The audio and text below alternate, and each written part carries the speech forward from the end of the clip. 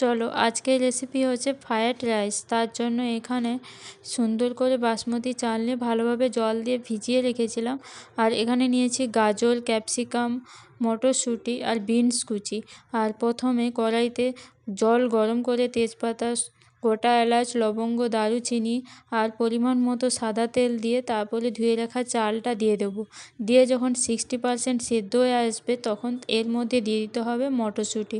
মটরশুঁটিগুলো এর মধ্যে ভালোভাবে সেদ্ধ হয়ে যাওয়ার পর এইবার ভালোভাবে জলটা ছেঁকে চালটাকে বা ভাতটাকে তুলে নিতে হবে। এইভাবে তুলে নেওয়ার পর কড়াইতে সাদা তেল দিয়ে পরিমাণ মতো ঘি দিয়ে সবজিগুলোকে ভেজে নিতে হবে।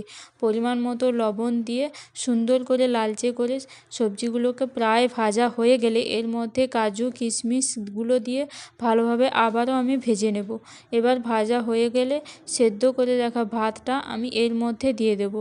দিয়ে এইবার সমান করে সুন্দর করে এই সবজির উপরে মিলিয়ে দিতে হবে। তারপর এর মধ্যে দিয়ে দিতে হবে পরিমাণ মতো চিনি, পরিমাণ মতো লবণ, তারপর দিয়ে দিতে হবে পরিমাণ মতো ঘি, দিয়ে ভালোভাবে নেড়ে চেড়ে নিতে হবে। তারপর এর মধ্যে দিয়ে দিতে হবে গরম মশলার গুঁড়ো, দিয়ে ভালোভাবে নাড়িয়ে এইগুলোকে নামিয়ে নিতে হবে। তারপর দেখো রেসিপিটি কেমন লাগলো, অতি অবশ্যই তোমরা লাইক, কমেন্ট এবং শেয়ার করতে থাকো।